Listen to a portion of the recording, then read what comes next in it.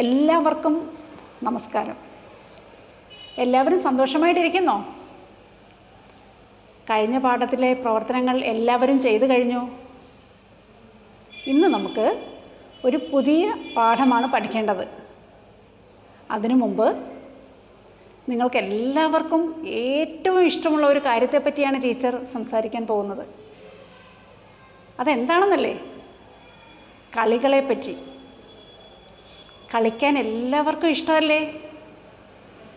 ഇന്ന് ടീച്ചർ നിങ്ങളോട് പറയുന്നത് കുറച്ച് നാടൻ കളികളെ പറ്റിയാണ്. നമ്മുടെ നാട്ടിൽ കൂട്ടുകാരൊക്കെ ചേർന്ന് ഒരുമിച്ച് കളിക്കുന്ന കുറേ കളികൾ. ഈ ചിത്രത്തിലേക്ക് എല്ലാവരും ഒന്ന് നോക്കിയേ. നിങ്ങളുടെ പാഠപുസ്തകത്തിലെ 2ാമത്തെ ഭാഗം, അതിൽ 75ാമത്തെ പേജിലുള്ള ചിത്രമാണിത്. ഇതേത് കളിയാണെന്ന് മനസ്സിലായോ? അക്കുകളി എന്നാണ് ടീച്ചറിൻ്റെ നാട്ടിൽ ഈ കളിക്ക് പറയുന്നത്. നിങ്ങളിതിനെ എന്താ വിളിക്കുക? ചക്കുകളി എന്ന് പറയുന്നവരുണ്ട്, കുക്കുകളി എന്ന് പറയുന്നവരുണ്ട്, കക്കുകളി എന്ന് പറയുന്നവരുണ്ട്. ഈ കളിയെ ഇങ്ങനെ പല നാട്ടിലും പല പേരിലാണ് അറിയപ്പെടുന്നത്.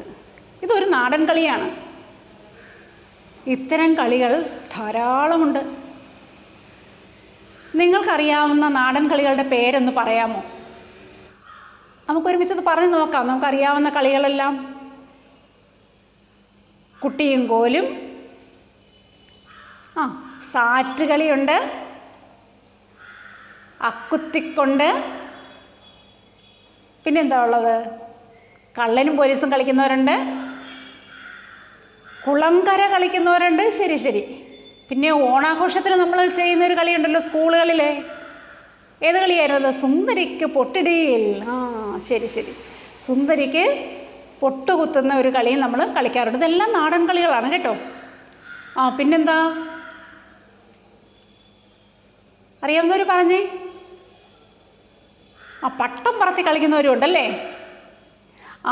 അങ്ങനെ നമ്മുടെ ഓരോ പ്രദേശത്തും ഓരോ നാട്ടിലും വ്യത്യസ്തമായ ധാരാളം കളികൾ ഉണ്ട്. നമുക്ക് കുറച്ച് നാടൻ കളികളുടെ പേരൊന്ന് എഴുതി നോക്കിയാലോ? നമ്മൾ നേരത്തെ പറഞ്ഞ കളികളും വേറെ അറിയാവുന്ന കളികളുടെ എല്ലാം പേര് നമുക്കൊന്ന് എഴുതി നോക്കിയാലോ? ടീച്ചർ ബോർഡിൽ എഴുതട്ടെ? ബോർഡിൽ കാണിക്കാം.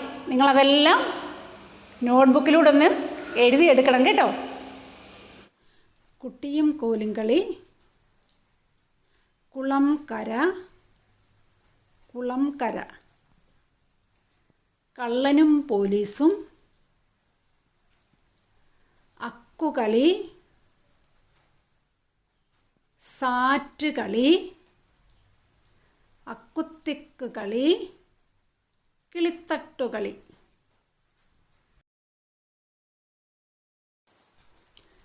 ടീച്ചർ ഒന്നുകൂടെ ഒന്ന് വായിക്കാം. കുട്ടിയും കോലും കളി, കുളംകര, കള്ളനും പോലീസും, അക്കുകളി, സാറ്റ് കളി, അക്കുത്തിക്ക് കളി, കിളിത്തട്ടുകളി. ഇത് ബുക്കിലേക്ക് പകർത്തി എഴുതാൻ രക്ഷിതാക്കൾ കുഞ്ഞുങ്ങളെ സഹായിക്കണേ.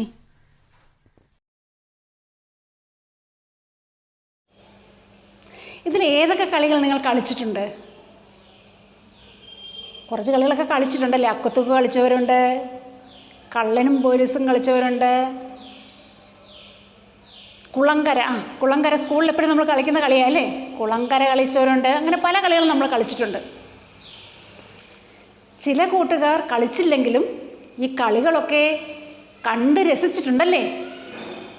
കൂട്ടുകാരോടൊത്ത് കളിക്കുമ്പോഴും അതുപോലെ തന്നെ കളി കാണുമ്പോഴും എന്ത് സന്തോഷമാണ് നമുക്ക്.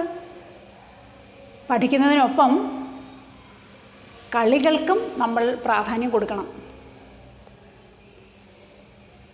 എല്ലാ ദിവസവും കുറച്ച് നേരമെങ്കിലും കളിക്കുകയും കളി കാണുകയൊക്കെ ചെയ്യണം കേട്ടോ. ഇനി നമുക്ക് പാഠപുസ്തകത്തിലെ രസകരമായ ഒരു കൊച്ചു കഥ കേട്ടാലോ? എല്ലാവരും റെഡിയല്ലേ? പട്ടം എന്ന ഈ കഥ എഴുതിയത് കുഞ്ഞുണ്ണി മാഷാണ്. കുഞ്ഞുണ്ണി മാഷിനെ കുറിച്ച് എല്ലാവരും കേട്ടിട്ടുണ്ടാവുമല്ലോ. നമ്മുടെ പാഠപുസ്തകത്തിലും മാസികകളിലും അതുപോലെ തന്നെ പത്രത്തിലുമൊക്കെ എപ്പോഴും മാഷിൻ്റെ ചിത്രം വരാറുണ്ട്. കൊച്ചു കൊച്ചു കഥകളും കവിതകളും ഒക്കെ വരാറുണ്ട്. കുഞ്ഞുങ്ങൾക്ക് വേണ്ടി ധാരാളം കഥയും കവിതയും എഴുതിയ ആളാണ് കുഞ്ഞുണ്ണി മാഷ്. അതിലൊരു കുഞ്ഞു കഥയാണ് നമ്മളിന്ന് പഠിക്കാൻ പോകുന്ന പട്ടം. കുഞ്ഞുണ്ണി മാഷിൻ്റെ ചിത്രം ഒന്ന് നോക്കിയേ.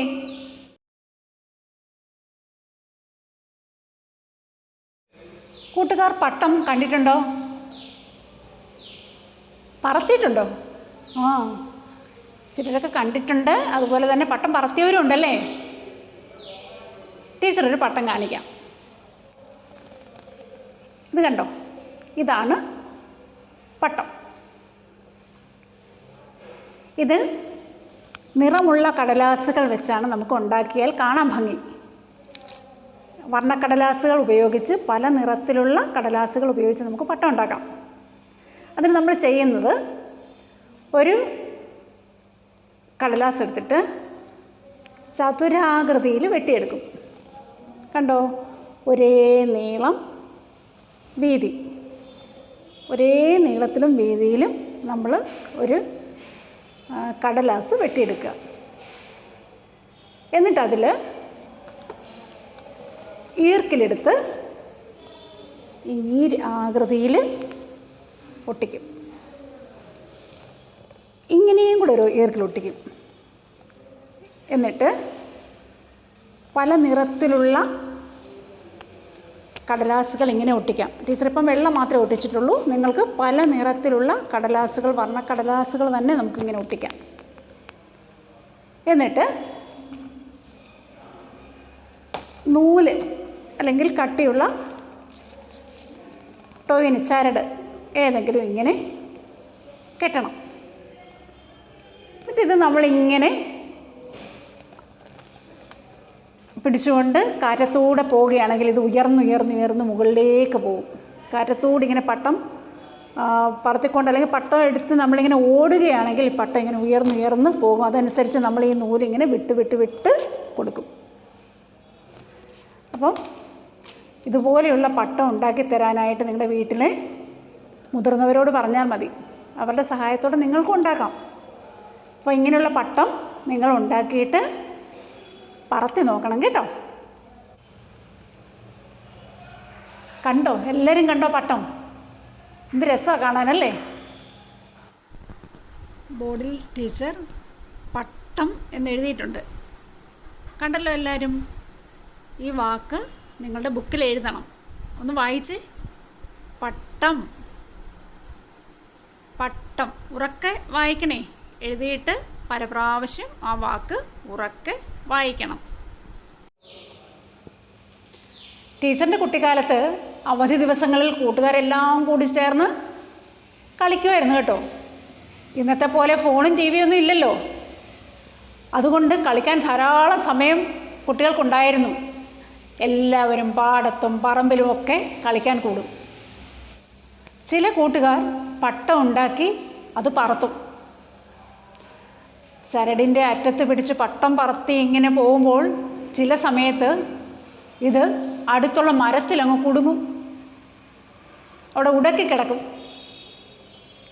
പിന്നെ അത് എടുക്കാനുള്ള ശ്രമം എല്ലാവരും കൂടെ ചേർന്ന്, കൂട്ടത്തിലും മിടുക്കനായിട്ടുള്ള ആൺകുട്ടികളുണ്ടല്ലോ, അവർ ഈ മരത്തിൽ കയറി ആ പട്ടം ഒന്നും കീറിപ്പോകാതെ പൊട്ടാതെ എടുത്ത് താഴെ ഇറങ്ങി വരും. എന്നിട്ടോ പിന്നീട് വീണ്ടും എല്ലാവരും കൂടെ ചേർന്ന് ഈ പട്ടം പറത്തി കളിച്ച് രസിക്കും. ഇന്ന് നമ്മൾ പഠിക്കാൻ പോകുന്ന കഥയുടെ പേരും പട്ടം എന്നാണ്. കുഞ്ഞുണ്ണി മാഷാണ് ഈ കഥ എഴുതിയതെന്ന് ടീച്ചർ നേരത്തെ പറഞ്ഞല്ലോ. എന്താണ് കഥയുടെ പേര്? പട്ടം. കഥ എഴുതിയത് ആരാണ്? കുഞ്ഞുണ്ണി മാഷ്. ടീച്ചറെ പാഠം ഒന്ന് വായിക്കട്ടെ. എല്ലാവരും ശ്രദ്ധിച്ച് കേട്ടിരിക്കണേ. പാഠപുസ്തകത്തിലോട്ട് നോക്കി ശ്രദ്ധിച്ച് ഇരിക്കണം കേട്ടോ. പട്ടം. നല്ല വണ്ണവും നല്ല പൊക്കവുമുള്ളൊരു കുട്ടി പട്ടം പറപ്പിക്കുകയാണ്. പെട്ടെന്ന് പട്ടം ഒരു മരത്തിൻ്റെ അറ്റത്തെ കൊമ്പിൽ തങ്ങി. ഒരു കരടിക്കുട്ടി ആ മരത്തിന്മേലിരിക്കുന്നുണ്ട്. മനുഷ്യക്കുട്ടി ആ കരടിയോട് പറഞ്ഞു, ആ പട്ടമൊന്ന് താഴെ ഇട്ടു തരൂ. കരടിക്കുട്ടിക്ക് മനുഷ്യരുടെ ഭാഷ അറിയില്ല. അതിനാൽ അവൻ കുട്ടിയുടെ നേരെ മിഴിച്ചു നോക്കിക്കൊണ്ട് ഇളിച്ചു കാട്ടി. നീ എടുത്തു തന്നില്ലെങ്കിൽ വേണ്ട, ഞാൻ തന്നെ കയറി വന്നെടുക്കാം. കുട്ടി വിളിച്ചു പറഞ്ഞുകൊണ്ട് മരത്തിന്മേലേക്ക് കയറാൻ തുടങ്ങി. ഒരു മനുഷ്യക്കുട്ടി താനിരിക്കുന്ന മരത്തിന്മേലേക്ക് കയറി വരുന്നത് കരടിക്കുട്ടിക്ക് ഇഷ്ടപ്പെട്ടില്ല. അതിനാൽ അവൻ കുട്ടിയെ പേടിപ്പിച്ച് താഴെ ഇറക്കാൻ മുരണ്ടുകൊണ്ടിരുന്നു. എന്നിട്ടും കുട്ടി വരിക തന്നെയാണെന്ന് കണ്ട് കരടിക്കുട്ടി കൂടുതൽ ഉച്ചത്തിൽ മുരളുകയും കൂടുതൽ വേഗം മേലോട്ട് കയറുകയും ചെയ്തുകൊണ്ടിരുന്നു. അങ്ങനെ കയറി കയറി മനുഷ്യക്കുട്ടിയും കരടിക്കുട്ടിയും മരത്തിൻ്റെ ഒത്ത മുകളിലെത്തലും താഴെ വീഴലും ഒന്നിച്ചു കഴിഞ്ഞു.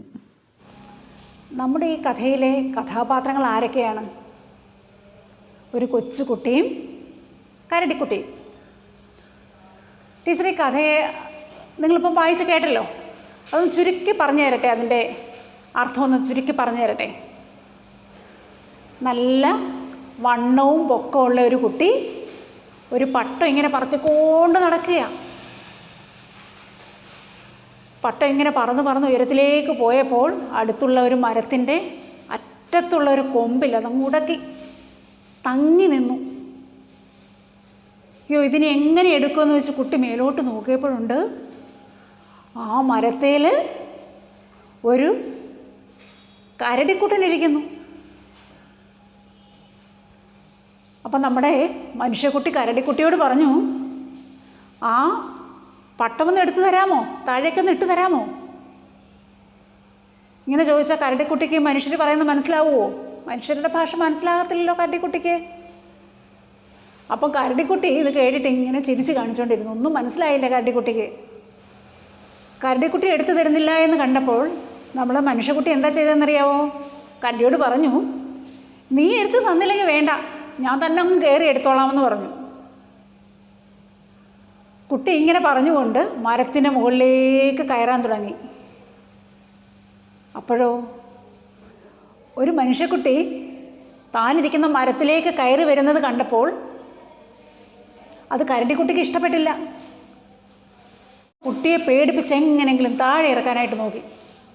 അതിനുവേണ്ടി ഇങ്ങനെ കരടിക്കുട്ടി ഇങ്ങനെ മുരണ്ടുകൊണ്ടിരിക്കുന്ന ഇങ്ങനെ കരടിയുടെ ശബ്ദത്തിനാണ്, കരടി ശബ്ദം വെക്കുന്നതിനാണ് മുരളുക എന്ന് പറയുന്നത്. കുട്ടി ഇതൊന്നും വകവയ്ക്കാതെ പിന്നെയും മുകളിലേക്ക് കയറി.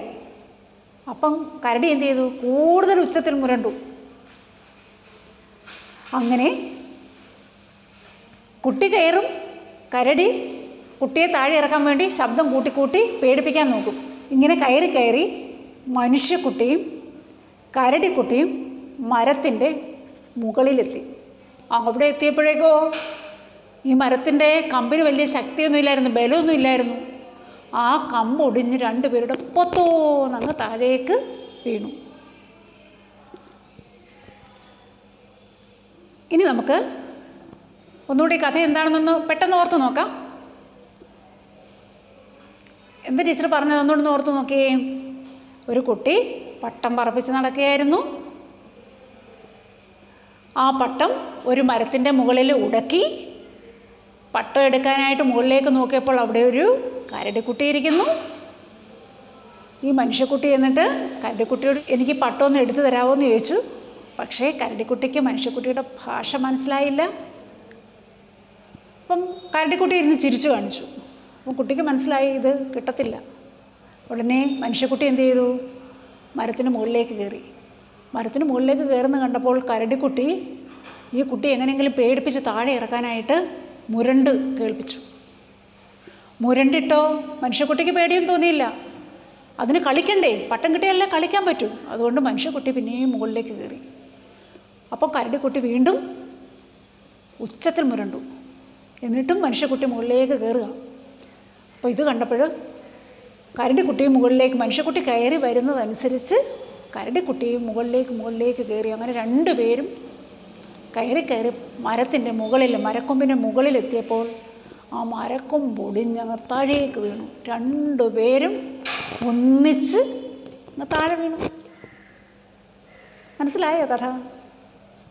ഇനി ടീച്ചർ ആ പാഠം അതിൻ്റെ ബാക്കിയൊന്ന് വായിച്ച് കേൾപ്പിക്കാം. കരടിക്കുട്ടി കാല് തെറ്റി വീണതല്ല, മനുഷ്യക്കുട്ടി പിടിവിട്ട് വീണതല്ല. അവരിരുവരുടെയും തടി താങ്ങാനാകാതെ മരക്കൊമ്പൊടിഞ്ഞ് വീണതാണ്. വീണ ഉടനെ ഇടവും വലവും നോക്കാതെ കരടിക്കുട്ടി പാഞ്ഞു. പട്ടമെടുത്ത് ആകാവുന്നത്ര വേഗം മനുഷ്യക്കുട്ടിയും വീട്ടിലേക്കോടി. സംഭവമെല്ലാം കേട്ടുകഴിഞ്ഞപ്പോൾ തള്ളക്കരടി പറഞ്ഞു, കൊച്ചു രസിക, നീയൊരു നല്ല കഥ കെട്ടിയുണ്ടാക്കിയല്ലോ. മനുഷ്യക്കുട്ടിയുടെ അമ്മ പറഞ്ഞതിങ്ങനെയാണ്: പട്ടം പറപ്പിക്കാൻ കാട്ടിലേക്ക് പോയത് തെറ്റ്, കരടിയുള്ള മരത്തിന്മേൽ കയറിയത് വലിയ തെറ്റ്, വീണിട്ട് കാലൊടിയാഞ്ഞത് ഭാഗ്യം, കരടി നിന്നെ കൊന്നു തിന്നാഞ്ഞത് മഹാഭാഗ്യം. ഈ കരടിക്കുട്ടി കാല് തെറ്റി വീണയാണോ? അല്ല. മനുഷ്യക്കുട്ടി മരത്തിൽ നിന്നും പിടിവിട്ട് വീണതാണോ? അതുമല്ല. അവരുടെ രണ്ടുപേരുടെയും ഭാരം താങ്ങാനാവാതെ മരക്കൊമ്പ് ഒടിഞ്ഞങ്ങ് വീണതാണ്. അങ്ങനെയാണ് രണ്ടുപേരും താഴെ വീണത്. വീണ ഉടനെ അവർ എന്താ ചെയ്തത്? അവർ വീണ ഉടനെ തന്നെ ഒന്നും നോക്കാതെ, ഇടവും വലവും ഒന്നും നോക്കാതെ പാഞ്ഞു. എന്ന് പറഞ്ഞാൽ എന്താ? ഓടിപ്പോയി. രണ്ടുപേരും ഓടി. ഒരാളെങ്ങോട്ടാണ് ഓടിയേ? പട്ടം എടുത്തുകൊണ്ട് ആകാവുന്ന വേഗത്തിൽ മനുഷ്യക്കുട്ടി വീട്ടിലേക്ക് ഓടി. കരടിക്കുട്ടിയുടെ വീട്ടിലേക്ക് ഓടി. എന്നിട്ട് കരടിക്കുട്ടി എന്താ അമ്മയോട് പറഞ്ഞത്? തള്ളക്കരടിയോട് എന്തോ പറഞ്ഞേ? ഈ കഥകളെല്ലാം പറഞ്ഞു കേൾപ്പിച്ചു. നമ്മളും അങ്ങനല്ലേ? നമ്മളെന്തെങ്കിലും സംഭവം ഉണ്ടായാൽ, സ്കൂളിലെ സംഭവം ഉണ്ടായാലെല്ലാം വീട്ടിൽ ചെന്ന് പറയത്തില്ലേ അമ്മയോട്? അതുപോലെ കരടിക്കുട്ടിയും നടന്ന കാര്യങ്ങളെല്ലാം പറഞ്ഞു കേൾപ്പിച്ചു. എന്തൊക്കെയായിരിക്കും പറഞ്ഞത്? ഒരു കുട്ടിയുടെ പട്ടം മരത്തിൽ തങ്ങിയെന്നും അത് എടുത്തു കൊടുക്കാനായിട്ട് പറഞ്ഞപ്പോൾ എനിക്കത് മനസ്സിലായില്ല, അങ്ങനെ കുട്ടി മുകളിലേക്ക് കയറി, രണ്ടുപേരും മുകളിൽ കയറിയപ്പോൾ മരം ഒടിഞ്ഞു വീണ്, രണ്ടുപേരും കൂടെ താഴെ വീണു, ഇതെല്ലാം വിസ്തരിച്ച് പറഞ്ഞു കേൾപ്പിച്ചു. പക്ഷെ ഇതെല്ലാം കേട്ട് കഴിഞ്ഞപ്പോഴുണ്ടല്ലോ, ഈ തള്ളക്കരടി വിചാരിച്ചത് അവനിതെല്ലാം ഭാവനയിൽ നിന്നും പറയുന്നതാണെന്നാണ്, ഒരു കഥ ഉണ്ടാക്കി പറയുന്നതാണെന്നാണ് വിചാരിച്ചത്. പണ്ട് തള്ളക്കരടി പറഞ്ഞു, കേട്ടോ കൊച്ചു രസിക, ഇടാ മിടുക്ക, നീ ഒരു നല്ല കഥ ഉണ്ടാക്കി പറഞ്ഞല്ലോ എന്നാണ് തള്ളക്കരടി പറഞ്ഞത്. ശരിക്കും കഥയായിരുന്നോ അത്? അല്ല, അന്ന് നടന്ന സംഭവമാണ്. ആ സംഭവം കരടിക്കുട്ടിയുടെ അമ്മ വിചാരിച്ചു. അതുകൊണ്ട് ഈ കരടിക്കുട്ടി വന്ന് പറയുന്നതെല്ലാം കഥയാണെന്ന് വിചാരിച്ചു, കഥ ഉണ്ടാക്കി പറയുകയാണെന്ന് വിചാരിച്ചു. അപ്പോൾ അമ്മ പറഞ്ഞ എന്താ? കരടിക്കുട്ടിയുടെ അമ്മ പറഞ്ഞ എന്താ? കൊച്ചു രസിക, നീ ഒരു നല്ല കഥയാണല്ലോ കെട്ടിയുണ്ടാക്കിയത് എന്ന് പറഞ്ഞു. ഇനി മനുഷ്യക്കുട്ടിയുടെ കാര്യമോ? മനുഷ്യക്കുട്ടി ഈ പട്ടം എടുത്തുകൊണ്ട് പാഞ്ഞ് വീട്ടിൽ ചെന്നപ്പോൾ അമ്മയോട് കഥയെല്ലാം പറഞ്ഞു കേൾപ്പിച്ചു. അപ്പോൾ അമ്മ എന്താ പറഞ്ഞതെന്നറിയോ? പട്ടം പറപ്പിക്കാൻ കാട്ടിൽ പോയത് തെറ്റ്, ഇനിയോ കരടിയുള്ള മരത്തിൽ കയറിയത് അതിലും വലിയ തെറ്റ്. മരത്തിൽ കയറിയപ്പോഴോ അവിടെ നിന്ന് വീണ് കാലൊടിയാഞ്ഞത് ഭാഗ്യം. കരടി നിന്നെ തിന്നാഞ്ഞത് അതിലും വലിയ ഭാഗ്യം എന്നാണ് അമ്മ പറഞ്ഞത്. അമ്മ ഇതൊക്കെ കേട്ടിട്ട് പേടിച്ചിട്ടുണ്ടാവും അല്ലേ? ഒരു കരടി ഇരുന്ന മരത്തിലൊക്കെ തൻ്റെ മകൻ കയറിയെന്ന് പറയുമ്പം അമ്മമാർക്ക് പേടിയല്ലേ? അപ്പോൾ അമ്മ പറഞ്ഞത്, നീ പട്ടം പറപ്പിക്കാൻ കാട്ടിൽ പോയത് തെറ്റാണ്, കരടിയിരുന്ന മരത്തിൽ വലിഞ്ഞ് കയറിയത് അതിലും വലിയ തെറ്റാണ്, മരത്തിൽ നിന്ന് വീഴാഞ്ഞത് ഭാഗ്യം, കരടി നിന്നെ കൊന്നു തിന്നാഞ്ഞത് അതിലും വലിയ ഭാഗ്യം എന്നാണ് അമ്മ പറഞ്ഞത്. ഈ കഥ എല്ലാവർക്കും ഇഷ്ടമായോ? നല്ലൊരു കഥയല്ലേ? ആ കഥയിലുള്ള കാര്യം എന്താണ്? അതിൻ്റെ ഗുണപാഠം എന്താണ്? നമ്മൾ എന്ത് ചെയ്താലും അതിൻ്റെ ഫലം എന്താണെന്ന് ആലോചിച്ച് മാത്രമേ നമ്മൾ പ്രവർത്തിക്കാവുള്ളൂ അല്ലേ? വരും വരായികകൾ എന്താണെന്ന് ചിന്തിച്ച ശേഷം മാത്രമേ നമ്മളൊരു കാര്യത്തിലേക്ക് എടുത്ത് ചാടാവുള്ളൂ, അല്ലെങ്കിൽ നമുക്ക് ആപത്ത് വരും. ഇപ്പം ഭാഗ്യം കൊണ്ടല്ലേ ആ കുട്ടി രക്ഷപ്പെട്ടത്? മരത്തിൽ നിന്ന് വീണ് കാലൊടിയാഞ്ഞതും അതുപോലെ തന്നെ ആ കരടി പിടിച്ച് തിന്നാഞ്ഞതും ഒക്കെ വലിയ ഭാഗ്യമല്ലേ? അതെപ്പോഴും സംഭവിക്കണമെന്നില്ല. ചിലപ്പോൾ നമുക്ക് ആപത്തുണ്ടാവും നമ്മൾ ചിന്തിക്കാതെ കാര്യങ്ങൾ ചെയ്താൽ. അപ്പം എല്ലാവരും എന്തെങ്കിലും കാര്യം നമ്മൾ ചെയ്യുന്ന കാര്യങ്ങൾ എപ്പോഴും ആലോചിച്ചിട്ട് മാത്രമേ നമ്മൾ പ്രവർത്തിക്കാവുള്ളൂ. ഇനി നമുക്ക് ഈ പാഠവുമായി ബന്ധപ്പെട്ട് 2-3 പ്രവർത്തനങ്ങൾ കൂടി ചെയ്യാം. പ്രവർത്തനം 1, പദസൂര്യൻ പൂർത്തിയാക്കുക. നാടൻ കളികളുടെ പേര് ടീച്ചർ താഴെ 3-4 കൊടുത്തിട്ടുണ്ട്. നിങ്ങൾക്ക് ഇഷ്ടപ്പെട്ട കളികൾ ചേർത്തിട്ട് ഇതിൽ പദസൂര്യൻ പൂർത്തിയാക്കണം.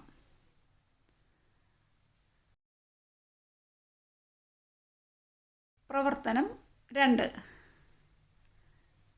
ഒരു പട്ടത്തിൻ്റെ ചിത്രം വരച്ച് അതിന് നിറം നൽകുക. പ്രവർത്തനം 3, വിട്ടുപോയ ഭാഗം പുസ്തകത്തിലെ പോലെ പൂരിപ്പിക്കുക.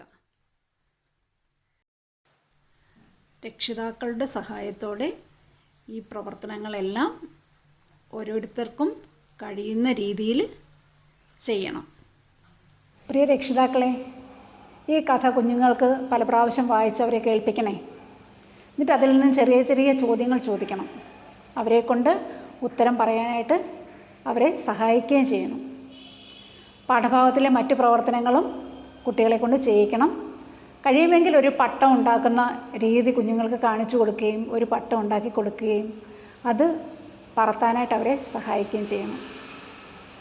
എല്ലാ ദിവസവും കുറച്ച് സമയം കുഞ്ഞുങ്ങൾ കളിക്കാനായിട്ട് അനുവദിക്കണം. കൂട്ടുകാരോടൊപ്പം അല്ലെങ്കിൽ വീട്ടിൽ തന്നെ മുതിർന്നവരോടൊപ്പം കുഞ്ഞുങ്ങൾക്ക് കളിക്കാനായിട്ട് കുറച്ച് സമയം തന്നെ എല്ലാ ദിവസവും നമ്മൾ കണ്ടെത്തി അവരുടെ മാനസിക ഉല്ലാസം, അതുവഴി അവരുടെ ബുദ്ധിവികാസം, ഇതെല്ലാം നമുക്ക് സാധ്യമാക്കാൻ കഴിയും കളികളിലൂടെ. പഠന പ്രവർത്തനങ്ങൾക്കൊപ്പം കളികളും അത്യാവശ്യം. എല്ലാവർക്കും നമസ്കാരം.